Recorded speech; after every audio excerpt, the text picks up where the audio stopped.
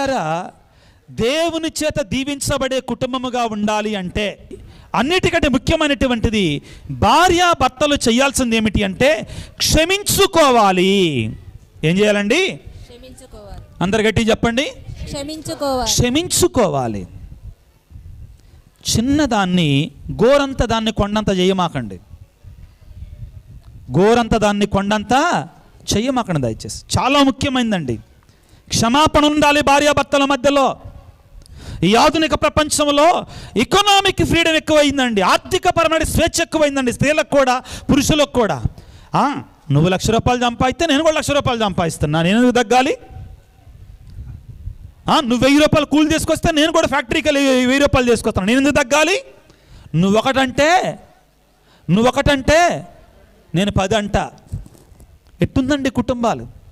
కానీ ప్రియులారా, భార్యాభర్తలు క్షమించుకోలేకపోతే ఆ కుటుంబాలు కట్టబడవు, నిలబెట్టబడవు. క్షమాపణ ఉండాలి ప్రియులారా. జనవరి నెల జాగ్రత్తగా ఆలకించండి. జనవరి నెల 12వ తారీఖున ప్రియులారా, బెంగళూరులో ఒక హోటల్లో ఒక ఘోరం జరిగిందండి. బెంగళూరులో ఒక హోటల్లో ఒక ఘోరం జరిగిందండి. సుచన అనే స్త్రీ తన చిన్న పిల్లవాడిని, 3 సంవత్సరాల పిల్లవాడిని తన స్వహస్తాలతో చంపి, తను తెచ్చుకున్న కత్తిలో చంపి, పిల్లవాడు చెప్తున్నాడు, ఏం చేశాడు? బ్యాగులో పెట్టి, సూట్ కేసులో పెట్టి ఒక కారులో తప్పించుకోవాలని పోయిందండి. తల్లి, సొంత తల్లి, కని పెంచుతున్న తల్లి ప్రియులారా ఏం చేసింది? సొంత కొడుకుని తన సొంత హస్తాలతో ఏం చేసింది? కత్తితో చంపివేసింది. హోటల్ గదిలో తీసుకొని వెళుతుండగా ఆ హోటల్లో పనిచేసే వాళ్ళు అక్కడ రక్త మరకలు చూసి ఏదో జరగకూడదు జరిగిందని పోలీసు వాళ్ళకి ఇన్ఫామ్ చేస్తే చివరికి దొరికిందండి. సుచనా సేన్. ప్రపంచం ఎలాగ తయారవుతుందో జాగ్రత్తగా ఉండండి పిల్లారా. ఎలాగ తయారవుతుందో చూడండి ప్రియులకు దేవుని బిడ్డలారా. ఆమె వెళుతూ ఉండగా, గోవా దాడుతూ ఉండగా ఆమెను పట్టుకున్నారు. కొత్తగా స్టార్టప్ కంపెనీకి ఆమె ఒక మేనేజర్ అన్నమాట. ఆమె స్టార్ట్ చేసింది. ఏం చెప్పిందో తెలుసా? ఎందుకు చంపావమ్మా నువ్వు? నీ సొంత కొడుకుని ఎందుకు చంపావు అంటే, నా భర్త సంతోషంగా ఉండటం నాకు ఇష్టం లేదు. చూడండి ఎంత దారుణమో. నా భర్త సంతోషంగా ఉండటం నాకు ఇష్టం లేదు. నీ భర్త సంతోషంగా ఉండటం నీకు ఇష్టం లేదు. ఏంటమ్మా నువ్వు మాట్లాడేదంటే ఆమె చెప్పకొచ్చిందండి. మాకు పెళ్ళి సుమారుగా ఒక 10 సంవత్సరాలు అవుతుంది. బాబు మాకు ఒక 3 సంవత్సరాల క్రితం పుట్టాడు. జాగ్రత్తగా వినండి పిల్లారా. బాబు మాకు ఒక 3 సంవత్సరాల క్రితం పుట్టాడు. అప్పటి నుంచి నా భర్తకి నాకు పడటం లేదు. వైరుధ్యాలు, వైషమ్యాలు, గొడవలయ్యాయి. నేను నా భర్తకి ఏమిచ్చేసాను? గట్టి చెప్పండి. ఈ రోజుల్లో మామిడాకులు కడతాం కదండి పెళ్ళికి, మామిడి చిట్టాకులు. అవి ఏమైపోతున్నాయి? నిదానంగా మావిడాకులుగా మారిపోతున్నాయండి. మామిడి ఆకులు మావిడాకులుగా మారిపోతున్నాయండి. ఎంత బాధాకరమైన విషయం ప్రియులారా. ప్రతి కుటుంబానికి సంబంధించిన సందేశం అండి ఇది. ఏమన్నదో తెలుసా? సుచనా సేన తల్లి, తన కొడుకును చంపుకున్న తల్లి, నా భర్త సంతోషంగా ఉండటం నాకు ఇష్టం, ఆనందించడం నేను చూడలేను. ఏం జరిగిందమ్మా అంటే, 3 సంవత్సరాల క్రితం మాకు ఒక పిల్లవాడు పుట్టాడు. కానీ మా ఇద్దరి మధ్యలో గొడవలు, పంతాలు, పట్టింపులు. కాబట్టి నేనేం చేశాను? నా భర్తకి ఏం చేశాను? విడాకులు ఇచ్చాను. మరి నీ భర్త ఎక్కడున్నాడు? ఇక్కడ ఆయన ఎక్కడో దుబాయ్లో పనిచేసుకుంటున్నాడు. మరి నీ కొడుకుని ఎందుకు చంపావమ్మా? ఆయన ఎక్కడో ఉంటున్నాడుగా అంటే, భర్త కోర్టులో నా కొడుకును చూసే అదృష్టాన్ని నాకు ఇవ్వమని కేసు వేసుకున్నాడు. ఒకసారి చూసే అదృష్టాన్ని ఇవ్వమని కోర్టు వాళ్ళు అన్నారట. సరే నీ కొడుకును చూడొచ్చయ్యా నువ్వు అని అన్నారంటండి. 3 రోజుల్లో భర్త తన కొడుకును తండ్రి తన కొడుకును చూడటానికి దుబాయ్ నుండి వస్తున్నాడట. నా కొడుకు లేకపోయినా పర్లేదు కానీ నా భర్త నా కొడుకుని చూడటానికి వెళ్ళేది. ఎంత పగో చూడండి ప్రియులారా. భార్యాభర్తల మధ్యలో జరిగిందండి. ఈ నెల 12వ తారీఖు జరిగినటువంటి సంఘటన. మీరు కూడా తలూపుతున్నారు. చిన్నపిల్లవాడు చెప్పాడు. ప్రియులారా, ఇది ప్రస్తుతం ప్రపంచంలో కుటుంబాలలో ఉన్నటువంటి భయంకరమైన పరిస్థితి ప్రియులారా. అన్ని కుటుంబాలు అంటలేదు. ప్రియమైనటువంటి భార్య, ప్రియమైనటువంటి భర్త, ఈ రోజున నీవు గుర్తుపెట్టుకో, దేవుని సన్నిధిలో ఉండగా ఒకవేళ నీ భర్త నీకు వ్యతిరేకంగా ఏదైనా చిన్న పొరపాటు చేస్తే క్షమించు, మన్నించు, ప్రేమించు. క్షమించటానికి కావాల్సిన శక్తిని ఇవ్వమని దేవుని వేడుకో. ప్రియమైన భర్తలారా, అందరూ మనుషులమే, ఏ ఒక్కడు కూడా నీతిమంతుడు లేడు, ఏ ఒక్కడు కూడా పరిశుద్ధులు, అందరూ మానవులమే, పొరపాట్లు చేస్తూనే ఉంటాం. నీ భార్య ఒకవేళ ఇక్కడ ప్రియులారా తప్పు అంటే, పొరపాటు అంటే వెంటనే అక్కడికి వెళ్ళిపోమాకండి, శరీర కార్యాలకు వెళ్ళమాకండి. చాలామంది భార్యలు ప్రియుల కొన్నాళ్ళ క్రితం, ఒక 4 రోజుల క్రితం నా దగ్గర ఒక తల్లి వచ్చిందండి, ఒక చిన్న పిల్లవాడిని తీసుకొని ఏడుస్తూ వచ్చిందండి. ఎక్కడి నుంచి అనుకుంటున్నారో? నల్లగొండ నుంచి వచ్చిందండి ప్రార్థన చేయించుకోవడానికి. వచ్చి ఆ కుమారుడు కొంచెం బాగోదండి, మా మనసు కొంచెం స్థిమితంగా ఉండదండి, కొంచెం బాగోదండి. నా ప్రక్కనే పాస్టల్ సెంటర్ వెనక మన సిస్టర్లు నడిపిస్తున్నటువంటి మతి స్థిమితం లాంటి పిల్లల యొక్క స్కూల్ ఒకటి ఉందండి. అక్కడ ఎలా ఉంటుందో అని చూడటానికి వచ్చి నన్ను కలిసి అంటుందండి ఒకట, ఏంటంటే నా భర్త నేను 3 సంవత్సరాలు కలిసి ఉండట్లేదయ్యా. ఏమమ్మా, కొట్లాట జరిగిందా, గొడవ ఏమి లేదండి, ఒక చిన్న మాటే.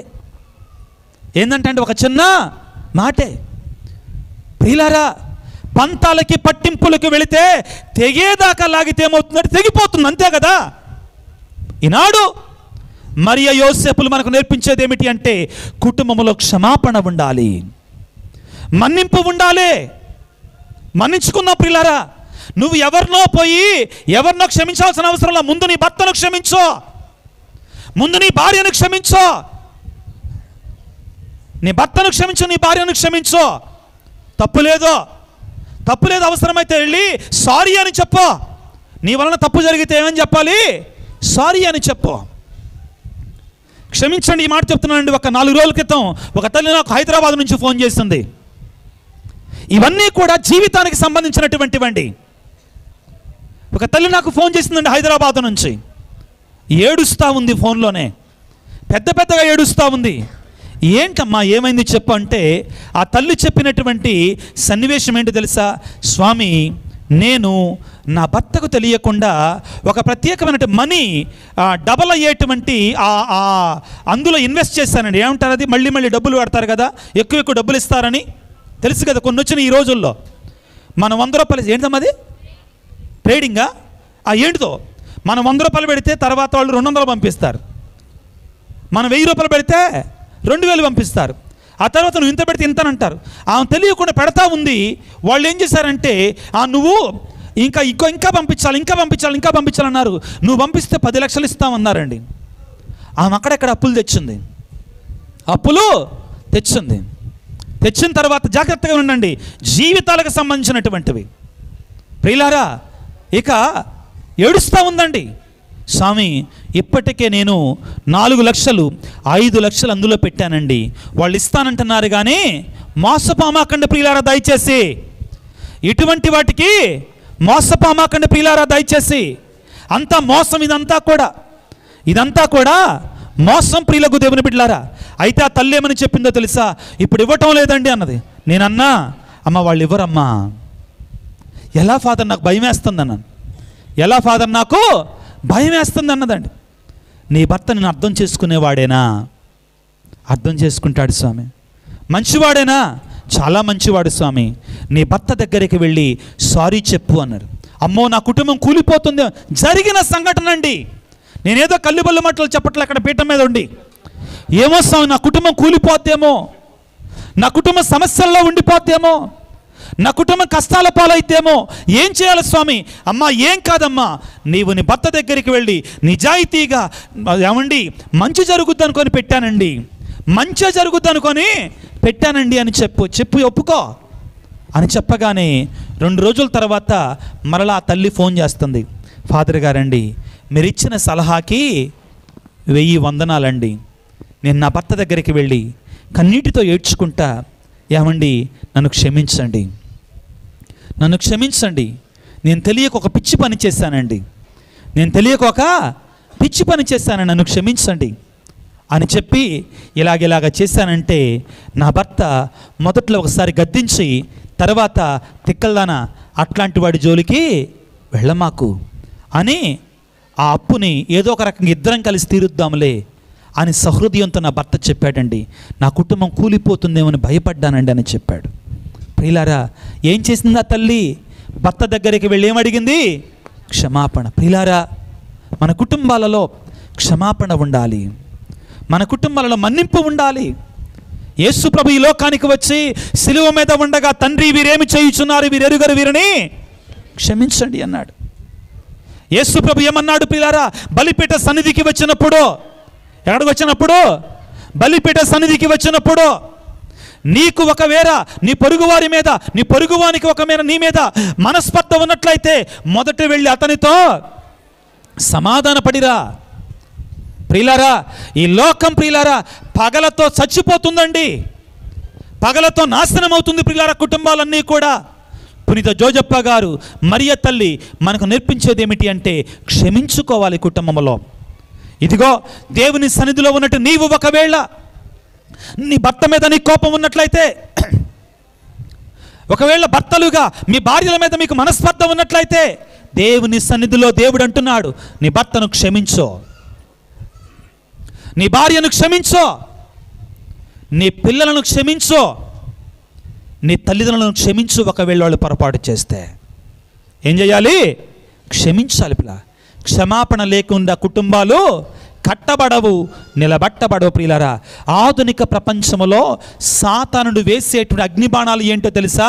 నేనెందుకు తగ్గాలి? ఏంటండి? నేనెందుకు తగ్గాలి? భర్త ఒక మాట అంటే నేనన్న అంటాను, 10 అంటాను. వద్దు ప్రియులారా, వద్దండి, తగ్గుందాం. దీనాత్ములు ధన్యులు దేవరాజ్యం వారిది, దీనాత్ములు ధన్యులు దేవరాజ్యం వారిది. ప్రియులకు దేవుని బిడ్డలారా, మరియ యోసేపులు మనకు నేర్పించేటువంటి అత్యంత గొప్పదైన కార్యం ఏమిటి అంటే ఏం చేయాలి? ఒకళ్ళని ఒకళ్ళు క్షమించుకోవాలి. ముగింపుగా ప్రియులారా, పిల్లలందరూ కూడా ఒక మాట, పిల్లలందరి కోసం ఈ తిరుకుటుంబ మహోత్సవాన్ని కొనియాడుకుంటుండగా ముగింపుగా, ప్రియమైన చిన్న బిడ్డలారా, మీ తల్లిదండ్రులను ప్రేమించండి దయచేసి. మీ దేవాలయము, మీ దేవాలయ పండగ గొప్ప పండగ అండి.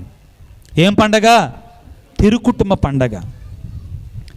యవ్వన ప్రాయంలో ఉన్న పిల్లలారా, చిన్నారి బిడ్డలారా, మీ తల్లిదండ్రులను గౌరవించండి. ఈ ఆధునిక ప్రపంచంలో పిల్లలకి తల్లిదండ్రులు అంటే గౌరవం లేదండి, లెక్క లేకుండా జీవిస్తున్నారు పిల్లారా. నీవు దీవించబడాలి అంటే చిన్నపిల్లలారా, యవ్వన ప్రాయంలో ఉన్నటువంటి వారులారా, నీవు ఆశీర్వదించబడాలి అంటే నీవు నీ తల్లిదండ్రులను గౌరవించటం మాత్రం ఒకటే మార్గం ప్రియులారా. ఏ యవ్వనుడైతే, ఏ యవ్వనురాలైతే, ఏ చిన్నారి బిడ్డ అయితే తల్లిదండ్రిని గౌరవించరో వారికి దేవుడి దీవెనలో ఉండవు ప్రియులారా. చివరికి దేవుడే స్వయంగా మానవుడయ్యి, దేవుడే స్వయంగా మనిషిగా పుట్టి తన తల్లిదండ్రులకు లోబడి జీవించాడండి యేసు ప్రభు.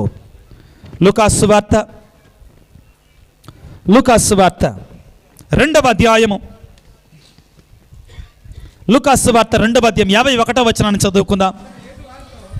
అంతట బాలయేసు వారితో నజరేతునకు తిరిగి వచ్చి తల్లిదండ్రులకు ఎలా జీవించాడండి? విధేయత కలిగి జీవించాడు. ఎవరికి? మరియ తల్లికి, యోసేపులకి. ఎవరు? స్వయంగా దేవుని కుమారుడైన యేసు ప్రభువే. ప్రియమైనటువంటి బిడ్డలారా, చిన్నారి బిడ్డలారా, మీ తల్లిదండ్రులకు విధేయతను చూపించండి. అదే మీకు దీవెన, అదే మీకు ఆశీర్వాదం. ఎఫెసీ పత్రిక 6వ అధ్యాయము, ఎఫెసీ పత్రిక 6వ అధ్యాయము 2వ వచనాన్ని చదువుకుందాం. 1 నుంచి చదువుకుందాం పిల్లారా, 1 నుంచి చదువు. బిడ్డలారా, మీరు మీ తల్లిదండ్రులకు విధేయులై ఉండుడు, ఇది మీ ధర్మం. పిల్లలారా, మీ ధర్మం ఏంటి? ఏంటండి మీ ధర్మం? పిల్లలారా, చాలామంది యవ్వన ప్రాయంలో ఉన్న పిల్లలు ఉన్నారు. ఏంటి మీ ధర్మం? గట్టి చెప్పండి. మరి గౌరవిస్తున్నారా? అందరు నేలకు చూస్తున్నారు ఏంటి? నేలకేస్తున్నారండి తలకాయ. మీ ధర్మం దేవుడు చెప్తున్నాడండి. చదువుకుందాం మరొకసారి. బిడ్డలారా, మీరు మీ తల్లిదండ్రులకు విధేయులై ఉండండి, ఇది మీ ధర్మము. ఆ తర్వాత, నీ తల్లిదండ్రులను గౌరవింపుము అనునది వాగ్దానముతో కూడిన ప్రథమ ఆజ్ఞ. నీ తల్లిదండ్రులను గౌరవించము, నీకు క్షేమము కలుగును. ఏం కలుగుతుందండి? క్షేమము కలుగును, దీవెన కలుగుతుంది. ప్రియులారా, స్వయంగా దేవుని కుమారుడైనటువంటి ఆ చిన్నారి బాలయేసువే, ఆ దివ్య బాలయేసువే తల్లి తండ్రికి ఇద్దరికి కూడా విధేయుడై జీవించాడు. ఈరోజు మనం చదువుకున్న మొదటి పట్టణాన్ని ఇంటికి వెళ్ళి చదువుకోండి పిల్లారా. మనకంత సమయం లేదు, కానీ తల్లిని తండ్రిని గౌరవించినప్పుడు ఏం జరుగుతుంది, ఎటువంటి దీవెనలు వస్తాయి అక్కడ రాయబడి ఉందండి. దేవుడు మనకి పాత నిబంధన గ్రంథంలో మోషే ప్రవక్త ద్వారా ఎన్ని ఆజ్ఞలు ఇచ్చాడండి? ఏడి చెప్దాం. 10 ఆజ్ఞలు ఇచ్చాడు. 10 ఆజ్ఞలు 4వ ఆజ్ఞ ఏమిటండి? నీ తల్లిదండ్రులను. కానీ ఆశ్చర్యం ఏంటో తెలుసా, అక్కడ మనకి నిర్గమకాండంలో పిల్లారా ఈ 10 ఆజ్ఞల గురించి మోషే బోధిస్తాడండి. కానీ మొదటి 3 ఆజ్ఞలు ఏమని ఉంటాయంటే, సర్వేశ్వరుని మాత్రమే ఆయన నామమును పలుకక ఎందుకు, ఆయన పండగ దినములను, అలా స్ట్రైట్గా ఉంటాయండి.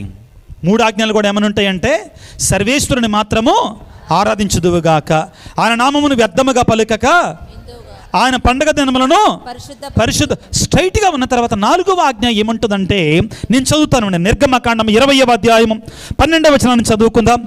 మీ తల్లిదండ్రులను గౌరవింపుడు, అట్లయినా మీ దేవుడైన ప్రభువు మీకు ప్రసాదించు దేశంలో మీరు చిరకాలము జీవింతురు, దీవించబడతారు. Hallelujah, praise the lord, praise the lord, praise the lord, praise the lord. కానీ తల్లిదండ్రులను గౌరవించడం దగ్గరకు వచ్చేసరికి ఒక దీవెన దానికి యాడ్ చేస్తున్నాడండి.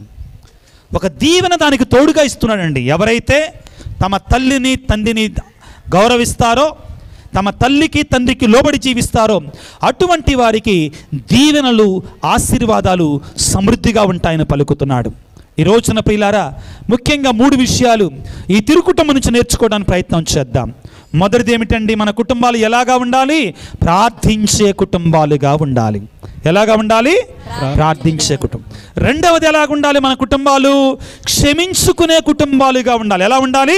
క్షమించుకునే కుటుంబాలు. మూడవది ఏమిటి అంటే, పిల్లలు తల్లిదండ్రులని గౌరవించుకోవాలి. ఈ 3 కూడా మనం తిరుకుటుంబంలో పుష్కలంగా ఉంటాయి. ఎప్పుడైతే మనం అవి చేస్తామో ఆ తిరుకుటుంబం మన కొరకే ప్రార్థన చేస్తుంది. మన కుటుంబం కూడా తిరుకుటుంబాన్ని పోలి జీవిస్తుంది. దేవుని యొక్క ఆజ్ఞలకు లోబడి జీవిస్తుంది. దేవుని యొక్క ఆశీర్వాదాలతో ఉంటుంది. ఈ రోజున ప్రియులారా, ఆ దేవాది దేవుడు ఆ తిరుకుటుంబం యొక్క మధ్యస్థ ప్రార్థన ద్వారా, ఆ క్రీస్తు భగవానుడు మరియ తల్లి యోసేపుల యొక్క మధ్యస్థ ప్రార్థన ద్వారా మనందరి కుటుంబాలు కూడా ప్రార్థించే కుటుంబాలుగా, క్షమించే కుటుంబాలుగా, పిల్లలు తల్లిదండ్రులను గౌరవించుకొని తల్లిదండ్రులకు ఇవ్వాల్సిన సముచితమైన స్థానాన్ని ఇచ్చే కుటుంబాలుగా దీవించమని, ఆశీర్వదించమని వేడుకుందాం. ఆ తిరు కుటుంబాన్ని దేవుడు దీవించినట్లుగా మనందరి కుటుంబాలను కూడా ఆ దేవాది దేవుడు దీవించి, ఆ దేవునికి ఇష్టమైనటువంటి ఆశీర్వదించబడి దీవించబడి అధికముగా ఫలించే కుటుంబాలుగా మనందరి కుటుంబాలు ఉండాలని తలలు వంచి చిన్న ప్రార్థన చేసుకుందాం. సర్వశక్తిమంతుడా, సర్వోన్నతుడా, ప్రేమగల తండ్రి, ఈనాడు మా దేవాలయ తిరుకుటుంబ దేవాలయ మహోత్సవాన్ని కొనియాడుకుంటుండగా తండ్రి, మేమందరం నీ సన్నిధిలోనికి వచ్చి నీ దివ్య బలి పూజలో పాల్గొంటూ ఉండగా ఇప్పటి వరకు మీరు మాతో మాట్లాడినట్టు వాక్యాలన్నింటిని బట్టి మీకు స్తుతులు, స్తోత్రాలు, వందనాలు. తండ్రి, మేమందరము కూడా ఈ తిరుకుటుంబ పండగను కొనియాడుకోవటం మాత్రమే కాక నీ తిరుకుటుంబాన్ని పోలి మా కుటుంబాలు ఉండినట్లుగా దీవించండి. మా కుటుంబాలు ప్రార్థించే కుటుంబాలుగా, క్షమించుకునే కుటుంబాలుగా, ముఖ్యంగా పిల్లలు తల్లిదండ్రులను గౌరవించేటువంటి కుటుంబాలుగా ఉండేటట్టుగా దీవించండి. తద్వారా నీ వాక్యానికి విధేయులై, నీ వాక్యానికి బద్ధులై జీవించటానికి కావాల్సిన శక్తిని, అనుగ్రహాన్ని మాకు దయచేయండి. ఓ ప్రేమగల తండ్రి, ఇదిగో ఈ పండగని మా గ్రామంలో ఉన్నటువంటి చిన్న పెద్ద అందరూ కలిసి చేస్తుండగా ప్రభువా, మా గ్రామాన్ని దీవించండి నాయన. మా గ్రామంలో అన్ని కుటుంబాలను దీవించండి నాయన. ఎంతోమంది ముందుకు వచ్చి ఈ యొక్క పండగను జరుపుకోవటానికి వారికి తోచినట్టు సహాయాన్ని సంతోషంగా ఇస్తూ ఉండగా ఈ గ్రామం అంతా కూడా కలిసిమెలిసి ఒక తల్లి బిడ్డలలాగా జరుపుకుంటుండగా ఈ పండగని అందరి కుటుంబాలను దీవించండి నాయన, అన్ని కుటుంబాలను దీవించండి తండ్రి. మా గ్రామం ఎల్లప్పుడూ కూడా ఐకమత్యముగా ఉండడానికి, అభివృద్ధి చెందడానికి మీ శ్రేష్టమైన దీవెనల ప్రభువ మా అందరి మీద కుమ్మరింప చేయమని వేడుకొనిచున్నాం. మా విచారణ గురువులను దీవించండి నాయన. ఇక్కడ సహాయంగా వచ్చినటువంటి గురువును దీవించండి నాయన. ఇక్కడ సిస్టర్స్ను, సంఘ పెద్దలను, మాస్టర్ గారులను, మరిదల సభ్యులను, మా గ్రామ పెద్దలను అందరూ కూడా దీవించండి ప్రభువ. ప్రత్యేకమైన రీతిలో మేమందరం మీ తిరు కుటుంబాన్ని పోలి జీవించడానికి కావాల్సిన శక్తిని, అనుగ్రహాన్ని, ఆశీర్వాదాన్ని మాకు దయచేయమని మా ప్రభు అయిన క్రీస్తు ద్వారా వేడుకొనిచున్నాము తండ్రి. ఆమేన్.